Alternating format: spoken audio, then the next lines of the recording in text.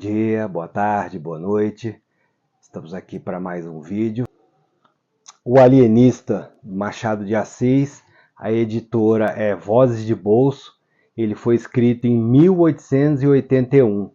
E como todo mundo já sabe, Machado de Assis é um dos maiores escritores brasileiros, né? E engraçado que era uma palavra que eu não conhecia, alienista. Eu descobri que é o cara que toma conta de pessoas, ou estuda ou toma conta de pessoas que têm alienação mental. Eu gosto sempre de contar como que o livro chegou às minhas mãos.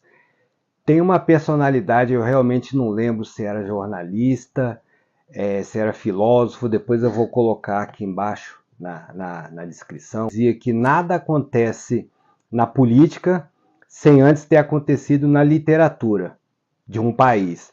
Então, eu já vinha há algum tempo querendo ler coisas da literatura brasileira, né? Machado de Assis, Clarice Lispector, Graciliano Ramos, são alguns dos meus alvos, vamos dizer assim.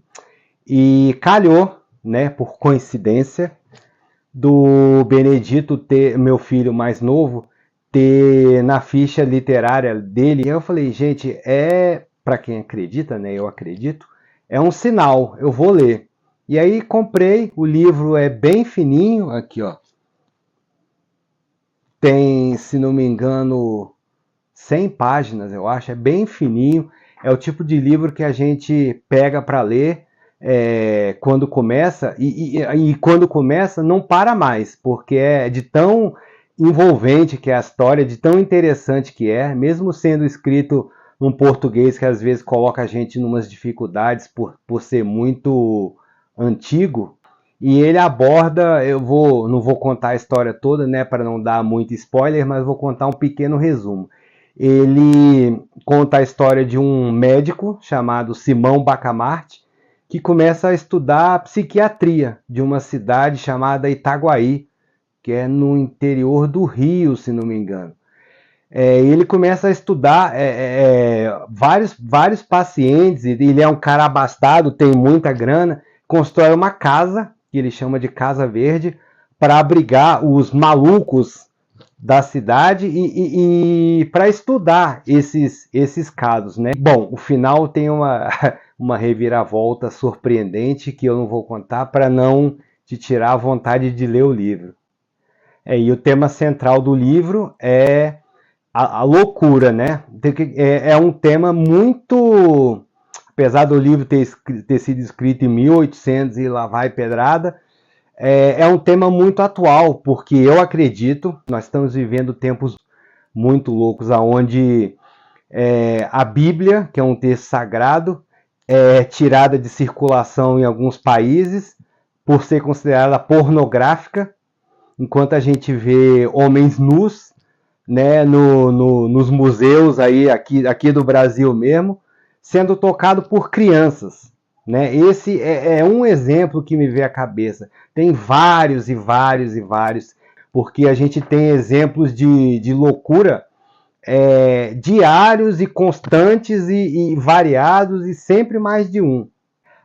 Outra temática que permeia a narrativa do livro, embora ela seja meio secundária, as tramas que vão acontecendo pelas disputas de poder. Aliás, um assunto também atualíssimo, né? As pessoas dentro do livro têm uma determinada posição, depois tem outra, depois voltam ao original, e a gente fica realmente sem saber, no final das contas, quem é louco e quem é são.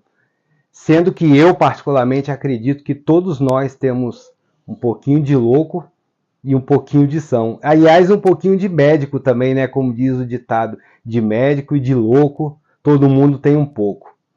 Então, esses são os motivos pelos quais eu acho que você deveria ler o livro. É muito interessante, é muito legal. Eu realmente não lembrava que o humor, que o estilo dele era um humor meio cáustico, assim, meio mordaz. A gente chega à conclusão, a gente consegue entender por que ele é considerado um dos maiores escritores da língua portuguesa. Queria deixar 3 agradecimentos. Primeiro, para minha esposa e para o meu amigo Pachá, que me deram uma dica muito legal da posição de um determinado livro aqui atrás. Vocês conseguem imaginar qual é? Se conseguirem, manda para mim aqui nos comentários. O outro é do meu compadre Marcos, que me mandou uma observação muito legal sobre o C.S. Lewis, que na verdade ele, apesar de ser cristão, não era católico, era protestante, se não me engano. Depois eu vou até conferir, eu vou colocar na legenda. Mas ele fez uma observação que, longe de me chatear, pelo contrário, me deixou muito satisfeito, porque é sinal que ele assistiu e realmente criticou de uma forma super bacana, super construtiva. E era isso que eu tinha para trazer hoje para vocês. Espero as suas críticas, as suas sugestões aqui embaixo, beleza? Um abraço, valeu, obrigado. Muito loucos, muito loucos, muito loucos. É a loucura, né? Eu realmente não sabia. Tem um tom, enfim, no vídeo. E